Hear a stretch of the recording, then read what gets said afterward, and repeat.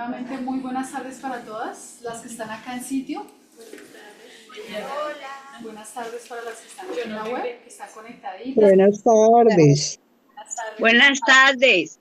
Buenas tardes. A todas las que están allí, bienvenidas. A las que están acá también, bienvenidas. Vamos a iniciar este tiempito. Por favor, mantenemos los micrófonos cerrados. Cuando vayamos a participar, entonces ahí sí abrimos los micrófonos. Entonces, vamos a darle gracias a Dios e iniciamos. Señor, te damos gracias por este tiempo que nos das la oportunidad de reunirnos, Señor, como mujeres. Gracias porque hoy es la última reunión del año y sé que tú has hecho cosas especiales en nuestra vida, en nuestro corazón, a través de cada enseñanza, Señor, que nos has permitido recibir, Señor, a través de todo el transcurrir de este año.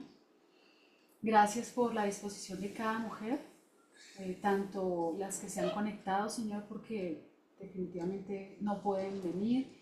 Gracias también por las que han hecho el esfuerzo de venir y participar, Señor, presencialmente. Sé que para ti es agradable, Señor, ese proceso en el que apartamos este tiempo, Señor, sea que estemos conectadas o aquí en el lugar. Sé que para ti es especial ese tiempo que sacamos para ti, ese tiempo donde, como hemos aprendido en este tiempo también, Señor, de quedarnos quietas, de parar las actividades, de parar todo ese corre-corre, esos afanes del día a día y poder dedicar un tiempo para ti, Señor, en el que podemos sumergirnos en tu palabra, en el que podemos seguir edificándonos, seguir aprendiendo.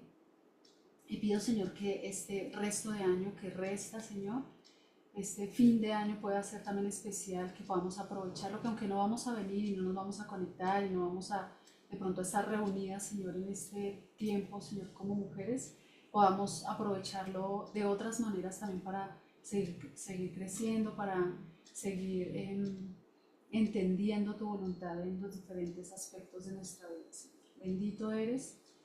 Pido, Señor, también que me guíes con el poder de tu Santo Espíritu para poder comunicar lo que esta semana me has enseñado. Bendito eres, en el nombre de tu Hijo Jesús. Amén. Bueno, entonces como han visto, la enseñanza de hoy se llama Un corazón fluctuante y es cuidándonos del doble ánimo. Y vamos a ver por qué ese título, porque cuidándonos del doble ánimo.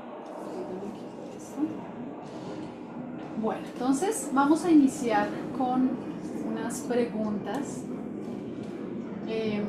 y me gustaría de pronto saber que nos cuestionemos un poco, de pronto cuando nos encontramos en momentos difíciles, que sé que todas pasamos o hemos pasado por momentos difíciles, por momentos de crisis, de luchas.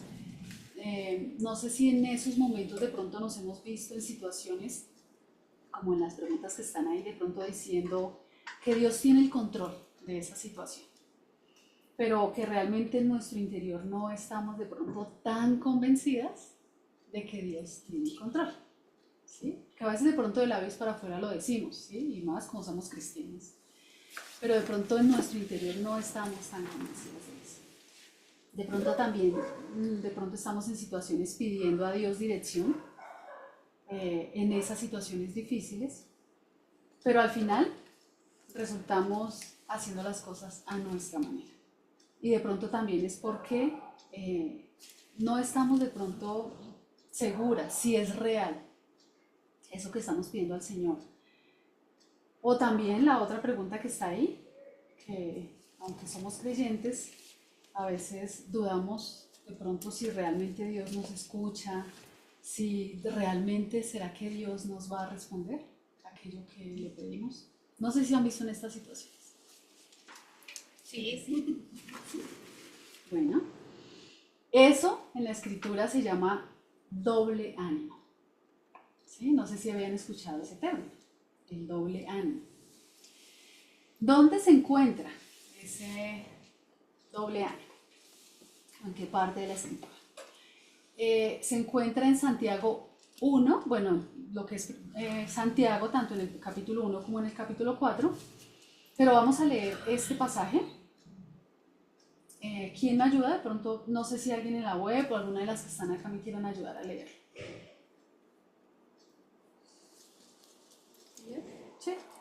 Hermanos míos, tened por sumo gozo cuando os halléis en diversas pruebas, sabiendo que la prueba de vuestra fe produce paciencia, más tenga la paciencia su obra completa, para que seáis perfectos y cabales, sin que os falte cosa alguna.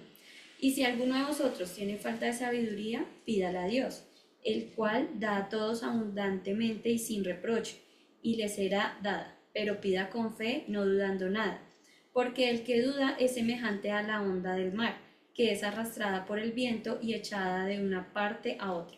No piense, pues, quien tal haga, que recibirá cosa alguna del Señor. El hombre de doble ánimo es inconstante en todos sus caminos. Muy bien. Ahí se está usando el término el hombre de doble ánimo, ¿cierto? Bueno, antes de entrar como tal a estudiar lo que es el doble ánimo, recordemos que el libro que estamos estudiando y que hemos venido estudiando en este semestre, ¿cómo se llama? ¿Quién recuerda el libro que estamos estudiando?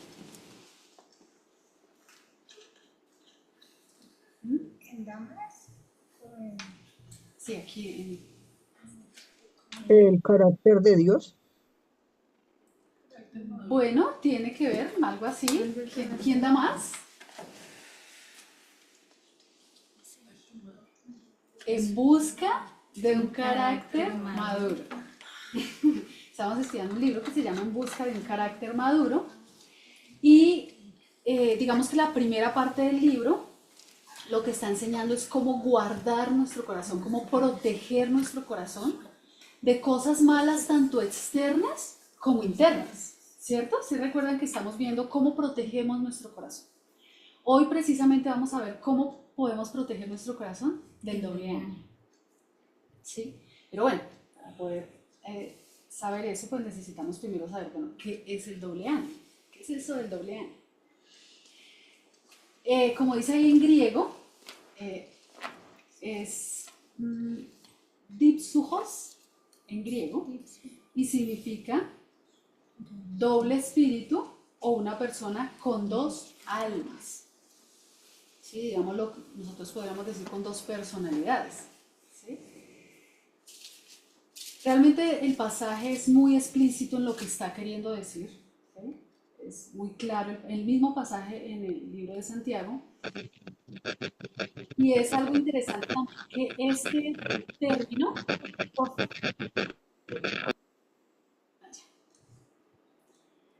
este término solo se usa dos veces en la escritura y las dos veces están en el libro de Santiago. Una está en Santiago 1.8 y la otra en Santiago 4.8.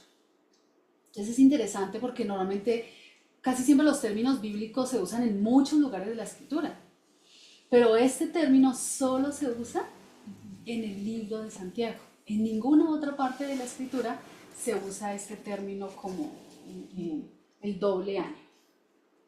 Y pues lo que sugieren los estudiosos es que fue un término acuñado por el mismo autor. ¿Sí? Él mismo lo inventó, ¿cierto? Pero está tratando de mostrar algo particular e importante. Santiago a través de este término lo que está tratando de describir es que esta persona, una persona de doble ánimo, es una persona inestable, vacilante, dividida en su interior, que no logra tomar decisiones firmes. Alguien que dice una cosa, pero piensa otra.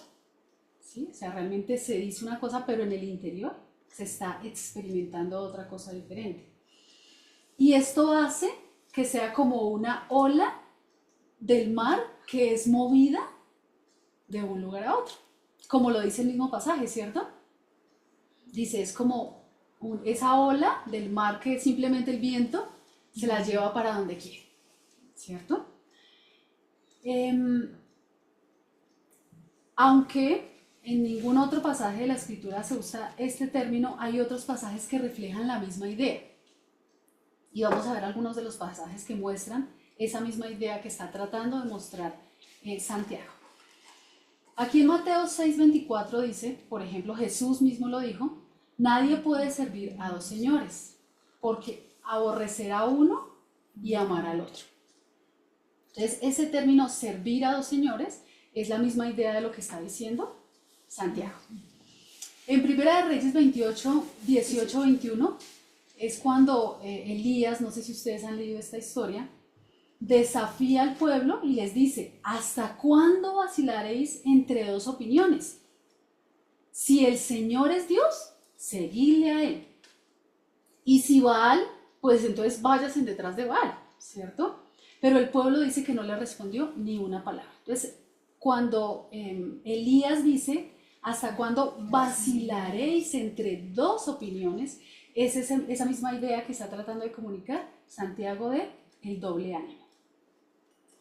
En 2 de Pedro 2:14 dice: tienen los ojos llenos de adulterio y nunca cesan de pecar. Seducen a las almas inestables. Tienen un corazón ejercitado en la avaricia, son hijos. ¿Y no te conectaste por un celo? Bueno. Entonces aquí el término que se está usando es inestable. Una persona que no es firme, que es inestable, igual, que se está moviendo de un lugar a otro. Josué 24:15, que es un pasaje espectacular también, y es cuando el pueblo estaba tratando de irse tras otros dioses, y Josué los confronta, ¿sí? Y les dice: bueno, esa es la oportunidad. Si quieren irse tras de ellos, váyase. Lo pueden hacer. Pero es donde él dice: pero mi casa y yo serviremos a Jehová. Lo dice específicamente: y si mal os pareciere servir a Jehová, escogeos hoy a quién serviréis o a quién sirváis, porque yo y mi casa serviremos al Señor. Entonces esa vacilación que ellos tenían entre no sabían si irse tras otros dioses o quedarse sirviendo al Señor, también es lo que está usando del doble ánimo. En Hebreos 10:23 dice: mantengamos firme sin fluctuar la profesión de nuestra esperanza, porque fiel es el que prometió. Entonces también el término es sin fluctuar. Entonces, como les digo, aunque no es el mismo término como tal, sí están usando la misma idea de alguien que no es firme. ¿Claro hasta ahí? Ok. ¿Se acabó? Se me acabó. En estos pasajes podemos ver dos cosas específicas. Por un lado, un corazón dividido, ¿cierto? Un corazón dividido entre seguir a Dios o seguir sus propias ideas o seguir otros dioses.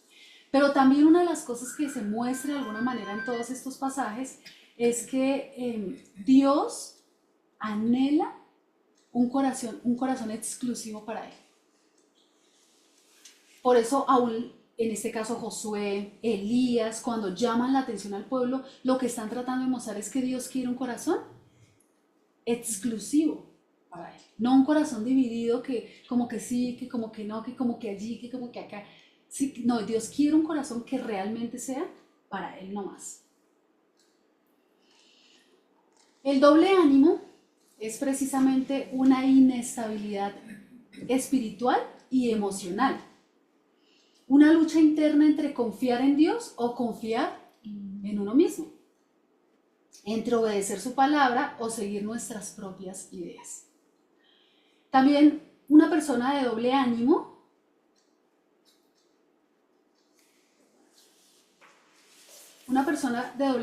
con su boca puede decir: bueno, yo confío en Dios, como les decía ahorita, pero en el fondo realmente no hay una seguridad de lo que se dice. Y siempre hay un conflicto en la persona, hay una lucha interna entre eso que de pronto se desea, ¿cierto? Pero que en la realidad no se está experimentando. Esa inseguridad nos lleva a una vida emocional fluctuante, donde hoy estamos seguros, mañana confundidos, y esta inseguridad de alguna manera nos frena en nuestro caminar con el Señor. Y también Santiago compara esta actitud con alguien que está ebrio espiritualmente. ¿Qué característica tiene una persona cuando está ebria? No sabe ni dónde está parada. Que no sabe ni dónde está parada, muy bien. que empieza a caminar, ¿cierto? Inestable. Y está totalmente inestable. No puede caminar en línea recta. Algunos de ustedes han estado, hay unos que dicen, no me puedo sostener, o que a veces tratan de poner decir, yo no estoy borracho, se paran en un solo pie. Realmente no hay una estabilidad. También es como un animal de dos cabezas, que la una tira para un lado, la otra tira para el otro, y pues obviamente no se va a llegar a ninguna parte. Y Dios dice que quien actúa así no recibirá cosa alguna del Señor. ¿Sí se acuerdan que lo leímos ahí en Santiago 1? Que el que actúa así no recibirá cosa alguna del Señor. Esto parece severo, ¿cierto? Dios diga eso. Que una persona que tenga esa inestabilidad, cuando pide algo al Señor, dice, no piense quien tal haga que recibirá cosa alguna del Señor. Porque no está totalmente convencido o seguro de lo que está pidiendo. Y algo que pensaba en el proceso es como si de alguna manera nuestra duda o esa inestabilidad nuestra, es como si le frenara a Dios para darnos aquello que le estamos pidiendo. Y como les decía, no es porque en ese proceso Dios sea severo o esté enojado con nosotros de alguna manera, sino al contrario, es porque Dios anhela que nuestra voluntad esté alineada con la voluntad de Él. Ese es el deseo del Señor y por eso de alguna manera nos exhorta en ese proceso.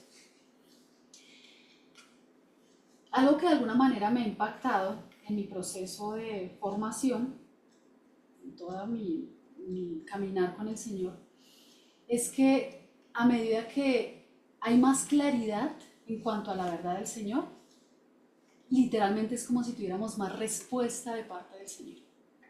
Yo les comentaba el martes a las chicas que algo que a mí me ha llamado mucho la atención es cuando yo voy a la palabra, y fueron cosas que cuestioné mucho años atrás, que yo veía personajes en la escritura, cómo Dios les respondía de una manera increíble, ¿sí?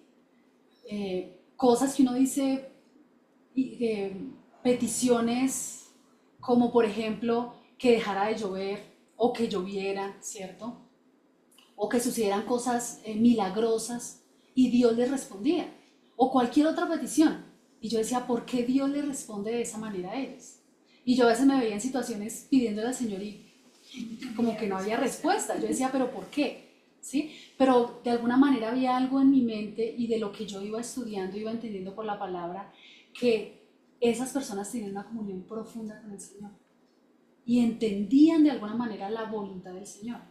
Entonces, de alguna manera, esas peticiones estaban alineadas a la voluntad de Dios. ¿Sí? O sea que, de alguna manera, la respuesta del Señor sí depende mucho de mi comunión con el Señor. ¿Sí? De entender su voluntad, de comprender realmente. Obviamente Dios es misericordioso y nos responde muchas veces, y creo que todos lo hemos visto, pero sí hay algo en que mientras más nos alineamos a la voluntad del Señor, realmente sí hay más respuesta. Eso es una realidad.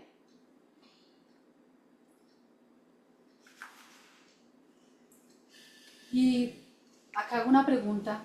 Entonces, ¿será que en ese proceso, cuando a veces dudamos en el proceso de pedir alguna petición al Señor, ¿será que entonces dudar es pecado? ¿Sería pecado delante del Señor cuando dudamos en nuestro interior?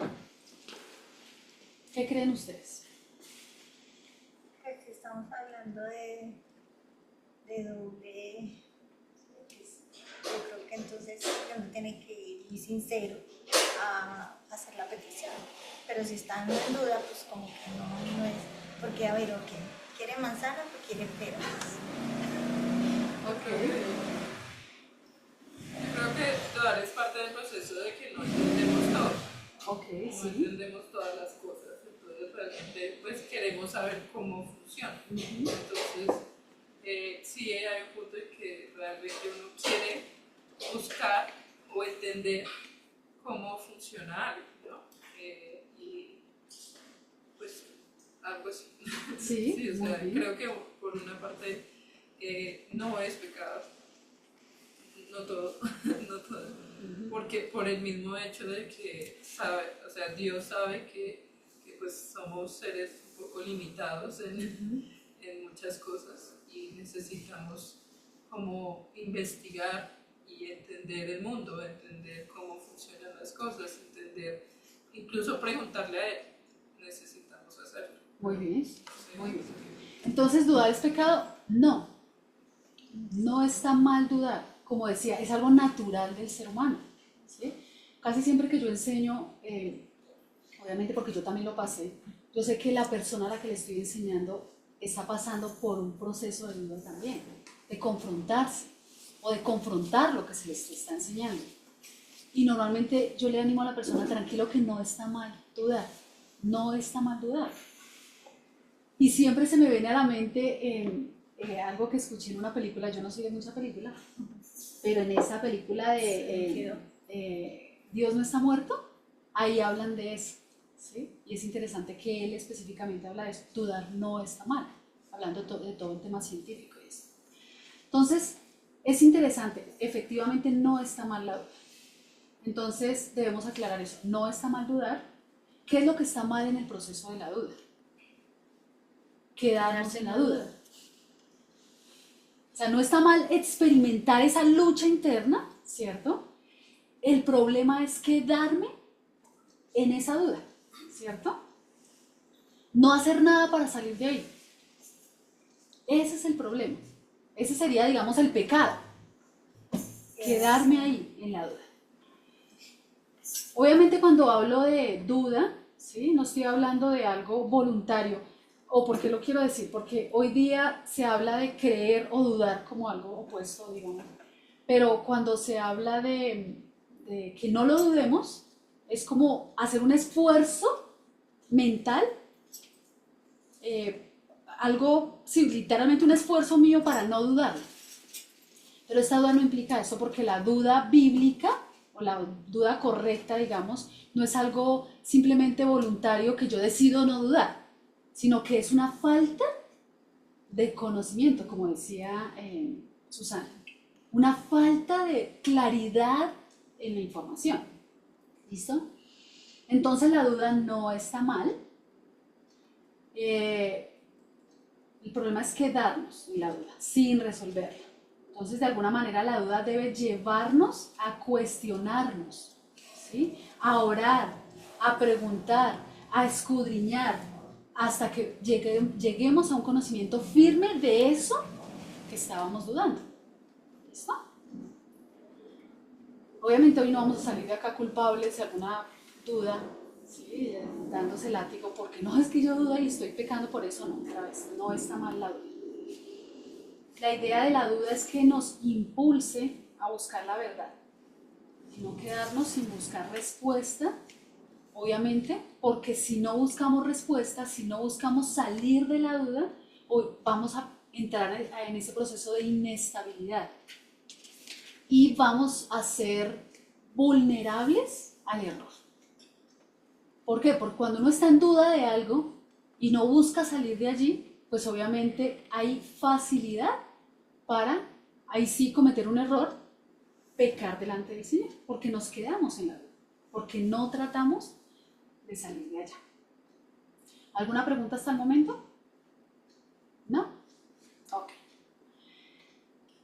¿Qué hacer frente a esto, frente al doble ánimo?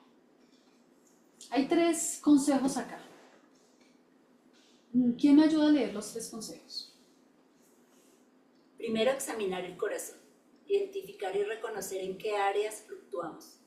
Segundo, pedir sabiduría a Dios. Y si alguno de vosotros tiene falta de sabiduría, pídale a Dios. Y tercero, buscar la verdad. Santifícanos en tu verdad, tu palabra es verdad. Muy bien. Entonces, esas son algunas cosas de las que podemos hacer en el proceso del doble ánimo, en el proceso de la duda, en el proceso de la inestabilidad en cuanto a algo que estemos pasando. Una cosa que debemos hacer, como dice ahí, examinar el corazón. ¿Cómo así examinar el corazón? Es importante poder cuestionarnos a nosotras mismas. Perdón. Es importante cuestionarnos a nosotras mismas en qué áreas estamos o no estamos totalmente seguras en lo que decimos creer. ¿Qué cosas tal vez en el día a día decimos confiar en Dios, pero otra vez en nuestro interior no estamos tan seguras, sobre todo en momento de prueba, ¿sí? Que es donde más de pronto se generan estas luchas? El libro de Santiago empieza hablando de bienaventurados cuando os halléis en diversas pruebas, porque normalmente en ese proceso de prueba es que nos vemos en esta clase de luchas, dudando, ¿sí? Sin saber realmente para dónde coger. Por eso dice el texto, el que esté falto de sabiduría, pídala a Dios, que es el segundo. Después de que yo me examino, ¿cierto? Y puedo identificar realmente en qué áreas estoy dudando, entonces ahora necesito pedir sabiduría al Señor. Y Él dice, el que esté falto de sabiduría, pídala a Dios, el cual da a todos abundantemente y sin reproches. O sea que realmente Dios anhela que vayamos a reconocer nuestra falta de claridad en algún aspecto de nuestra vida y que podamos pedir ayuda de Él. O sea, realmente Dios anhela eso. Como les decía ahorita, Dios no es severo cuando nos dice que no nos va a responder si dudamos, ¿sí? Que no nos va a responder si estamos fluctuando en algo. Al contrario, Él dice, quiero que si ves que estás en una lucha, que si estás fluctuando en algo, que si no estás estable en algo, pues entonces que vayas a mí y que me pidas sabiduría en esa área que estás luchando. Y dice que Él, ¿qué va a hacer? Dice que la va a dar. Y dice abundantemente y sin reproches. Yo digo, ¿y por qué a veces resultamos luchando y no salimos de esas situaciones? Porque de pronto no vamos a pedir al Señor. De pronto no hacemos el proceso de ir a pedir sabiduría al Señor en ese punto específico. Y luego dice, buscar la verdad. Buscar la verdad en esas áreas en las que estamos fluctuando. Pero la pregunta sería, bueno, ¿dónde buscamos la verdad? ¿En la escritura? Sí. Hay un texto que me parece espectacular, creo que está ahí. Ah, bueno, sí, es el de Juan. Juan 17 dice, santifícalos en tu verdad. ¿Y qué dice? Tu palabra es verdad. O sea, que ¿dónde está la verdad? En la palabra. O sea, que ¿dónde podemos encontrar esa verdad que necesitamos para estabilizarnos? Para estar firmes en su palabra. O sea, necesitamos ir a ella. Obviamente, podemos pedir consejo, ayuda, dirección, guía, pero digamos que esa dirección, ese consejo, esa guía, de alguna manera tiene que apuntar a la palabra. ¿Sí? Digamos que hay momentos donde simplemente yo no puedo ir a la palabra porque ni siquiera sé dónde buscar respuesta a eso que estoy dudando o respuesta en esa área que estoy luchando. Entonces necesito pedir consejo, ¿sí? Necesito la ayuda de un amigo. Pero otra vez, siempre es importante que el Hijo de Dios no se quede solo con eso. Porque muchas veces, pueda que no, como pueda que sí, que la persona que me esté dando el consejo no esté tan firme en la escritura o no esté tan clara también en cuanto a lo que me está aconsejando. Entonces, sí puedo pedir ayuda, puedo pedir dirección, porque para eso está la iglesia del Señor, pero siempre debemos finalmente saber que eso que se está diciendo, la fuente es la palabra. ¿Listo? Por eso dice, santifícalos en tu verdad, tu palabra es verdad. Resulta que al iniciar mi proceso en la iglesia, hace muchos años atrás, Cuando yo llegué a la iglesia, a esta iglesia, yo ya venía de otra iglesia. Ya estábamos como 9 años en otra iglesia y era una iglesia donde nos tocaba estudiar muchísimo. Entonces traía mucha información en mi mente, pero esa información estaba en desorden, mezclada, había, mejor dicho, y no mucha era información correcta. Entonces cuando yo llego a la iglesia y hubo personas que me empezaron a cuestionar en cuanto a si lo que yo tenía era la verdad, yo entré en un proceso de crisis, en una lucha interna terrible, donde lloré amargamente, donde peleé con esas personas hasta donde no más. Y hubo un momento en ese proceso, realmente yo no sabía lo que creía. Es como si me hubieran movido el piso completamente y yo no sabía realmente qué de todo lo que tenía era verdad y qué era mentira. Al punto de que yo entré en una crisis y yo que recuerde duré más o menos 2 años donde yo no quería hablar con nadie de Dios porque me daba temor que lo que estuviera diciendo no fuera correcto, ¿sí? Entonces, en ese proceso, en esa crisis, realmente otra cosa también es que a medida que luchaba en eso, no me quedaba quieto.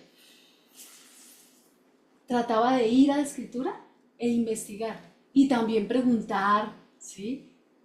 Y la cuestión es no quedarse uno quieto. Y pude ver la obra del Señor, ir poniendo cada información en su lugar, ¿sí? Ir organizando todo eso que había y poniéndolo en su lugar, quitando lo que no era verdad y poniendo su verdad. Entonces, en ese proceso pude ver el obrar del Señor en mi vida. Entonces, si permanecemos en esa duda, sin salir de ella, obviamente nuestro corazón va a estar en una lucha constante, se va a quedar en esa lucha. Entonces, yo creo que todos pasamos por esas luchas, por esas crisis, por esos momentos de prueba, ¿sí? Pero otra vez, no debemos quedarnos allí. En este proceso, obviamente Dios no busca perfección. Y creo que una y otra vez lo hemos repetido y nos lo han enseñado y el pastor es uno de los que lo repite mucho.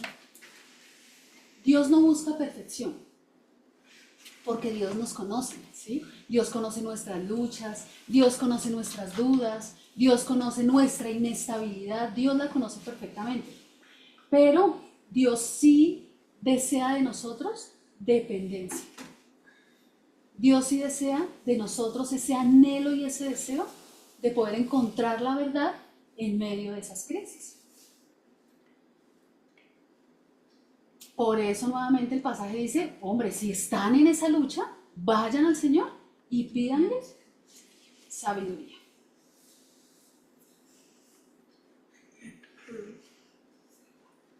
Otra pregunta, bueno, si yo estoy en una duda, en una crisis, en una lucha, estoy fluctuando en alguna verdad, la pregunta es, ¿será que para todo puedo encontrar respuesta en la palabra del Señor? Para todo hay respuesta, para todas las dudas que tenemos, para todas las luchas que tenemos, ¿hay respuesta en la palabra? ¿Qué dicen ustedes?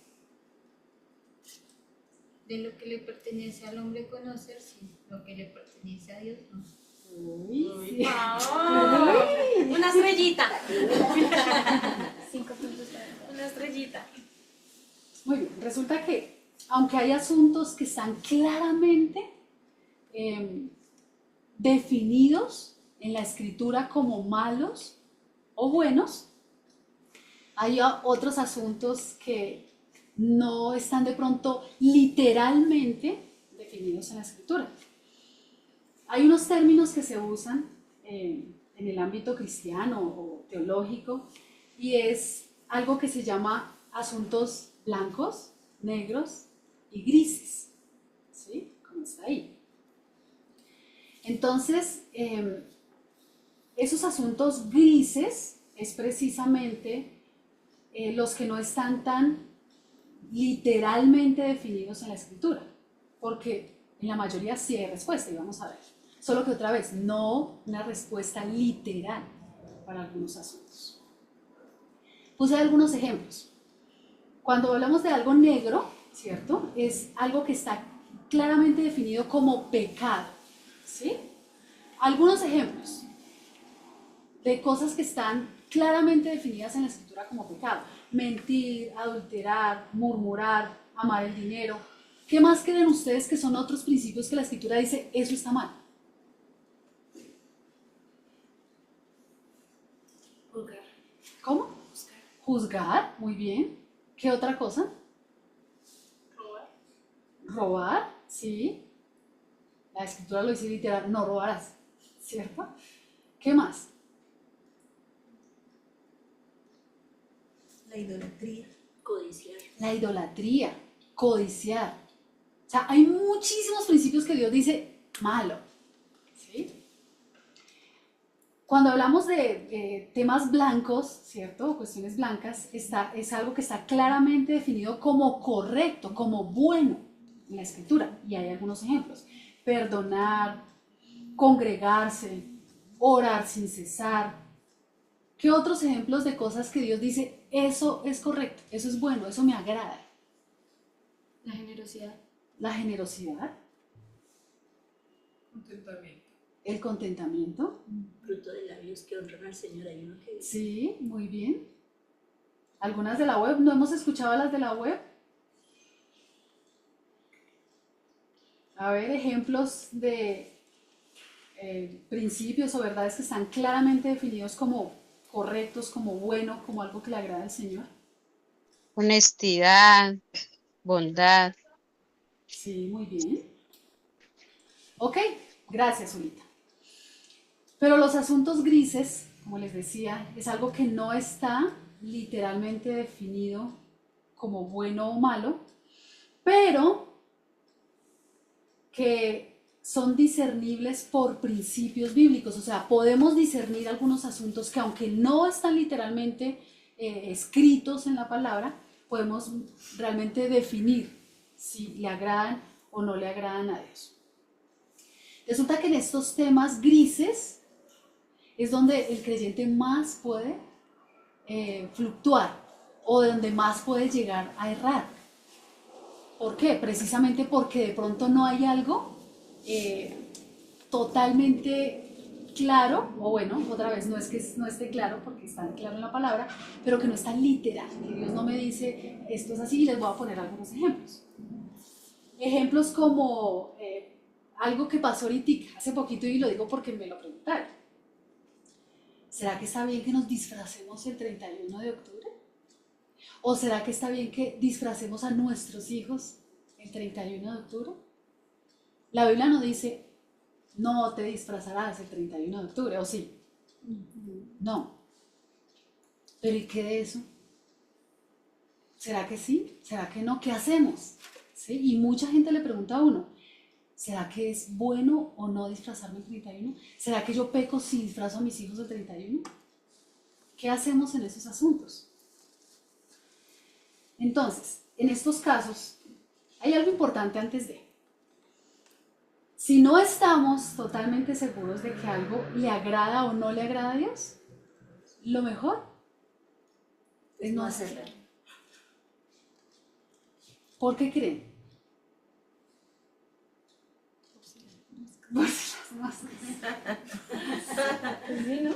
Por la conciencia. Porque la conciencia no estaría tranquila de precisamente si esto ofende al Señor, entonces estaría en ambivalencia en mi corazón. Exacto. Hay un pasaje maravilloso en cuanto a esto, eso está en Romanos 14. Será bueno, cuando puedan en la casita, léanse todo Romanos 14, todo Romanos 14, que habla de eso.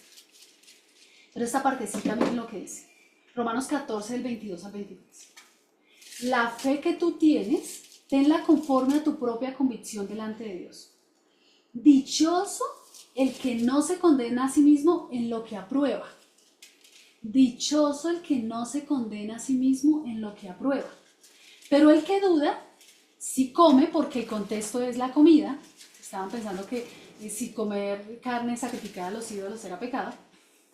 Entonces él dice, pero el que duda si come, se condena, porque no lo hace con fe, y todo lo que no procede de fe es pecado. Y esta fe no es cierre los ojos y créalo, no. Ustedes saben que la fe no es eso, ¿sí? La fe, nosotros sabemos que la fe tiene que ver con la obra de Cristo y con la verdad escrita, ¿cierto? La traducción en lenguaje actual, miren cómo dice esa última partecita. Lo que se hace en contra de lo que uno cree es pecado. Lo que se hace en contra de lo que uno cree es pecado. Eso para mí ha sido increíble. O sea, eso es un tema que me ha llamado mucho la atención. Por eso la importancia de mantenernos firmes en la verdad del Señor. Cuando no podemos hacer algo con la conciencia tranquila, como les decía, es mejor no hacerlo. No vaya a ser que resultemos pecando, como decían, por si acaso. Dice en Colosenses 1:10, anden como es digno del Señor, haciendo en todo lo que le agrada al Señor. Entonces, si en mi corazón sé que algo no le agrada al Señor y lo hago, estoy pecando. Es interesante. Es curioso que si yo voy a hacer algo, aunque no sea pecado, miren esto, pueda que algo no sea pecado, pero para mí es pecado y lo hago, peco, aunque no sea pecado. Lo convierte en pecado. Y eso es lo que está diciendo.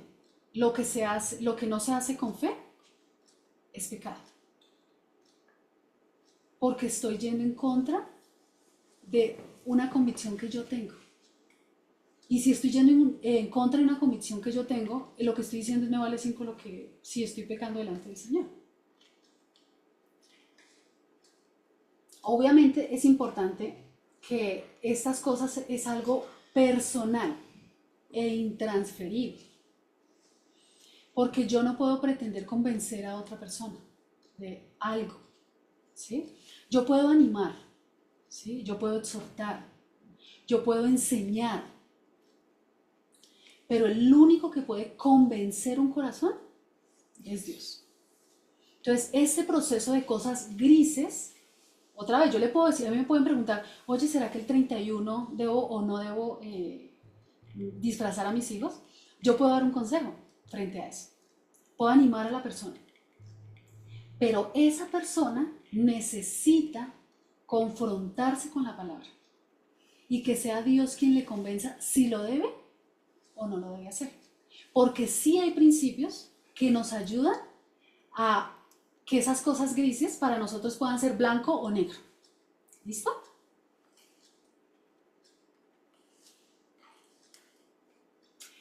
Aquí puse algunos principios precisamente que nos ayudan en esas áreas grises, en esos asuntos grises donde no estamos totalmente convencidos. Hay un principio, bueno, el primero dice principio de la gloria de Dios. ¿Cómo así? Ese texto que está ahí de Primera de Corintios 10:31 dice lo siguiente: sea que comáis o que bebáis o hagáis otra cosa, hacedlo todo para la gloria de Dios. Entonces acá nos tenemos que hacer una pregunta. ¿Lo que voy a hacer le va a dar gloria a Dios? ¿Lo que voy a hacer es para mi propia gloria? ¿Para mi propia satisfacción, sin de pronto importarme si le da o no gloria al Señor? ¿O simplemente es también para llamar la atención a otro? Entonces es importante que nos hagamos esa pregunta. ¿Esto es para la gloria de Dios? ¿Lo estoy haciendo para la gloria del Señor, para honrarlo a Él? Ese es un principio que nos puede ayudar en los asuntos grises. Otro principio, el principio de la edificación. En 1 Corintios 10:23, que es en ese mismo capítulo, dice, todo me es lícito, pero no todo me conviene o no todo me edifica. Entonces, cuando voy a hacer algo o cuando tengo que tomar una decisión en un asunto gris que no está literalmente escrito en la palabra, es importante que yo me pregunte, ¿esto aporta a mi edificación? O sea, ¿esto me va a edificar? ¿O esto va a edificar a las personas que me van a ver o las personas que están involucradas en la decisión que voy a tomar? Eso ya me va dando algo para decir, ¿debo hacerlo o no debo hacerlo? Otro principio es el principio del testimonio. Dice en 1 Tesalonicenses 5:22, absteneos de toda especie de mal. De alguna manera, otra pregunta que nos tenemos que hacer es, ¿esto afecta mi testimonio cristiano? Nosotros a veces, nosotros somos creyentes, ¿cierto? Pero a veces de pronto pueden haber situaciones en las que yo digo, yo hago lo que yo quiera y no me importa si a los demás les gusta o no les gusta, ¿sí? Pero la realidad es, ¿eso que yo estoy haciendo afecta mi testimonio como hija de Dios? O sea, otra persona puede llegar a decir, esa dice que es cristiana. Yo sé que hay asuntos que no podemos controlar, obviamente, y mucha gente pueda que lo diga, ¿sí? Pero la pregunta es, ¿yo estoy animando, incitando, haciendo que otra persona diga eso? ¿Esa no dice que es hija de Dios? Miren, ¿sí? Entonces es importante que yo pueda preguntarme si eso va a afectar negativamente en el testimonio, mi testimonio cristiano. Otro principio, el principio de la conciencia, que era lo que estaban hablando ahorita. Dice en Romanos 14:22, que es lo que les estaba hablando ahorita de la carne y esto, de la fe. Bienaventurado el que no se condena a sí mismo en lo que aprueba. Entonces, otra pregunta que nos podemos hacer es, ¿puedo hacer esto con una conciencia tranquila delante de Dios? O sea, ¿mi conciencia no me está acusando? Voy a hacer esto y mi conciencia no me está diciendo, oye, esto está mal. Un semáforo en rojo que dice, pilas. Entonces la pregunta es, ¿realmente puedo hacerlo sin que mi propia conciencia me acuse? Otro principio, el principio del amor.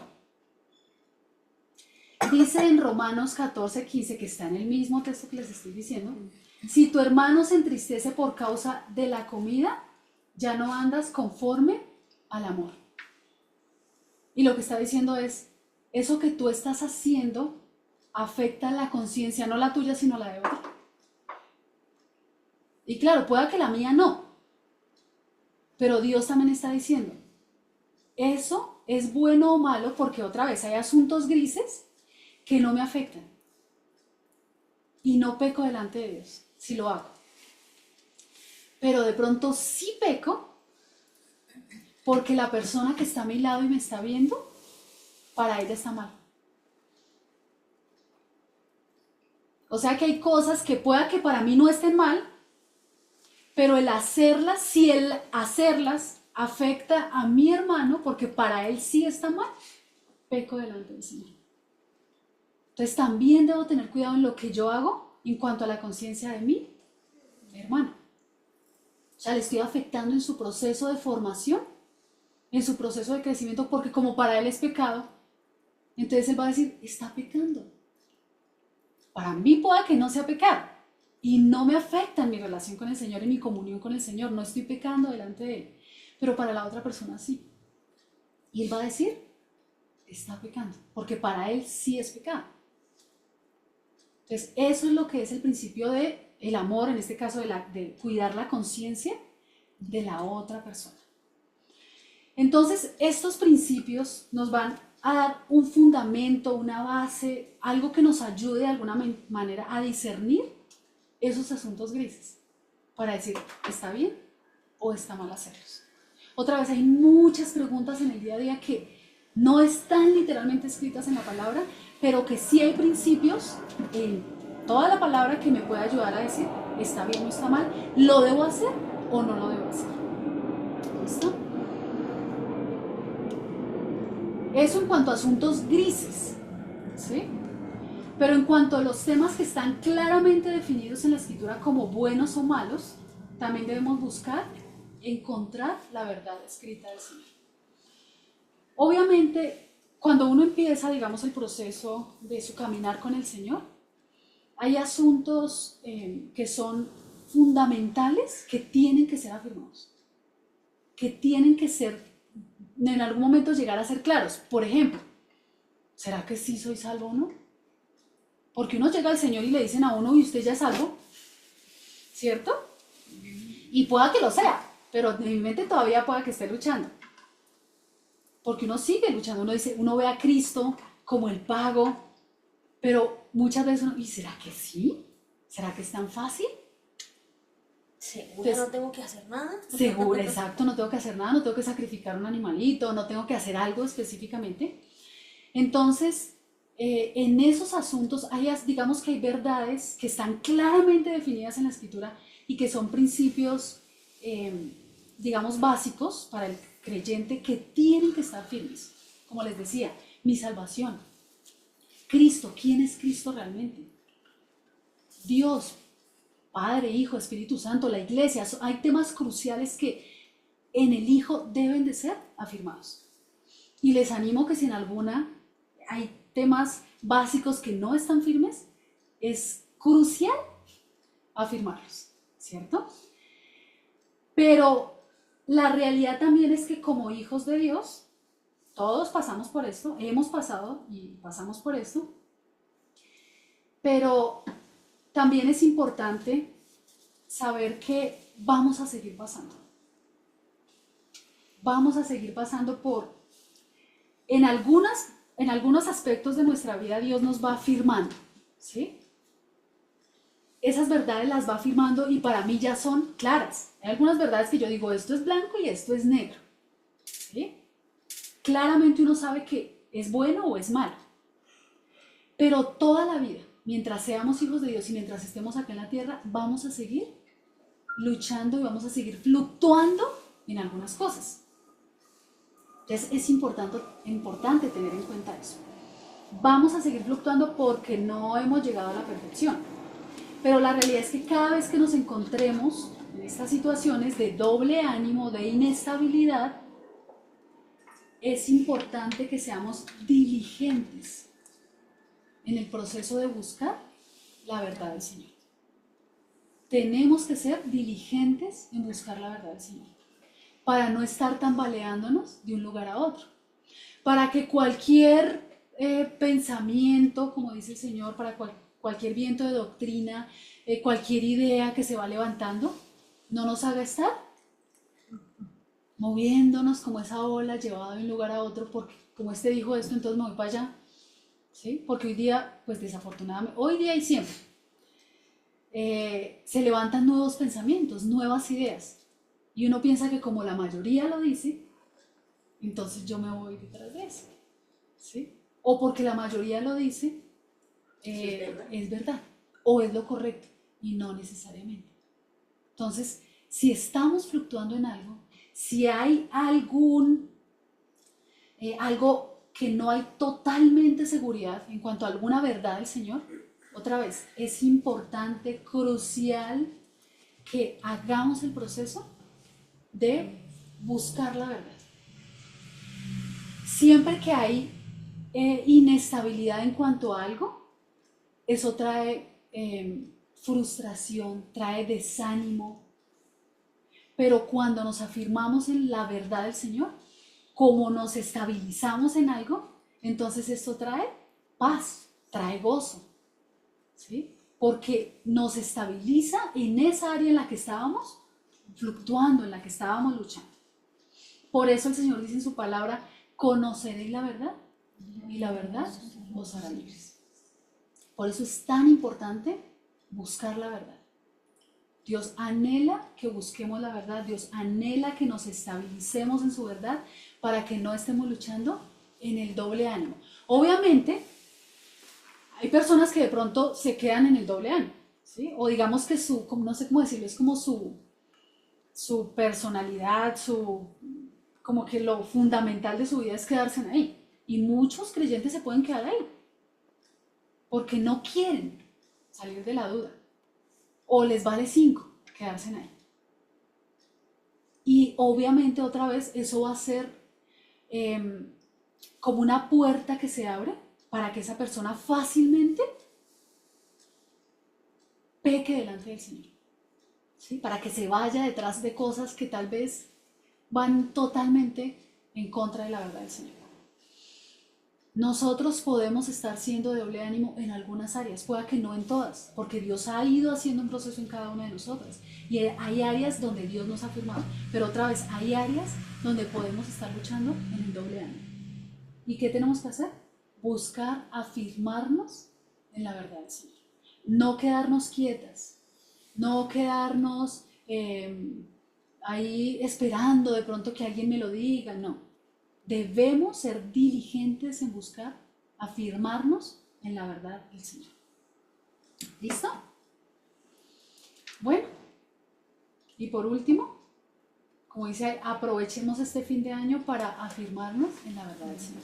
Recordando que terminamos, damas, terminamos este año y que todo eso que pudimos aprender, no lo dejemos, ¿sí? Sino que podamos recordarlo. Acuérdense que todo esto queda grabado en la web, entonces no dejemos de recordar esas verdades. Cuando estemos por ahí haciendo cositas, el oficio, pongamos la enseñanza, recordémosla. Entonces, aunque terminamos este año la reunión de mujeres, este tiempo especial, no dejemos de permanecer en la palabra del Señor. Yo sé que venimos los domingos, yo sé que tenemos otras actividades de pronto, pero nosotras como mujeres, en las verdades que necesitamos afirmar, aprovechemos este fin de año para seguir haciendo, ¿listo? Para no desconectarnos del Señor, para que no resultemos en ese doble año, ¿listo? ¿Alguna pregunta?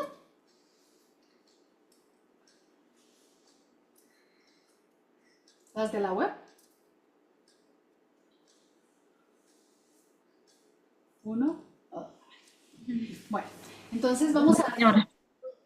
Ok. Vamos a dar gracias al Señor y terminamos por hoy y por este año. Bueno, Señor amado, te damos gracias por cada mujer que se conectó hoy. Gracias porque sé que cada vez que nos exponemos a tu palabra, tú haces algo especial en nuestra vida, Señor.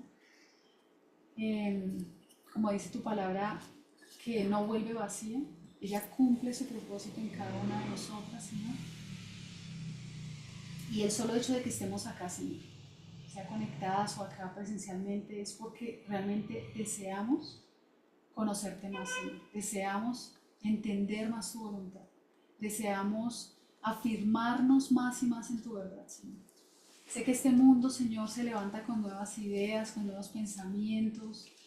Y si no estamos pegadas a ti, Señor, si no estamos afirmándonos en tu verdad, fácilmente podemos ser movidas, fácilmente podemos llegar al error, Señor, a pecar delante de ti, seguramente en áreas profundas que pueden marcar nuestra vida, Señor. Pero pedimos, Señor, que seas tú quien siga haciendo esa obra en nuestra vida, quien nos siga convenciendo de tu verdad, quien nos siga afirmando en cada una de ellas, Señor.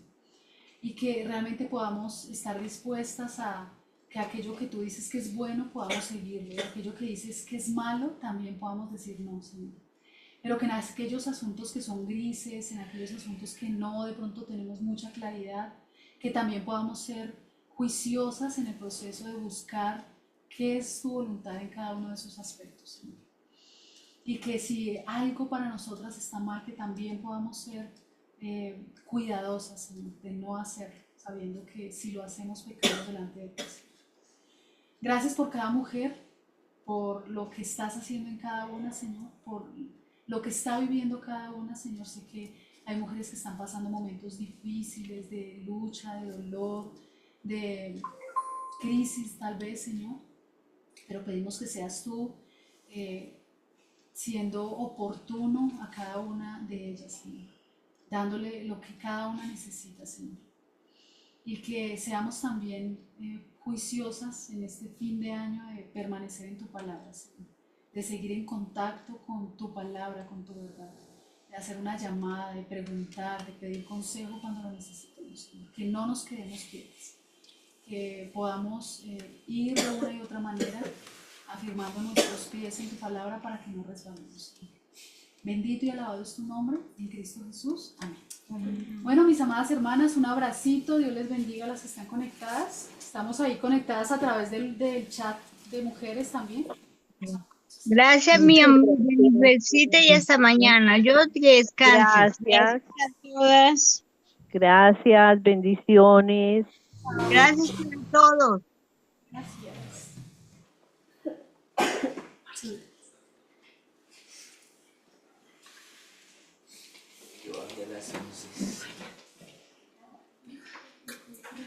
Hola, mi mamá, linda.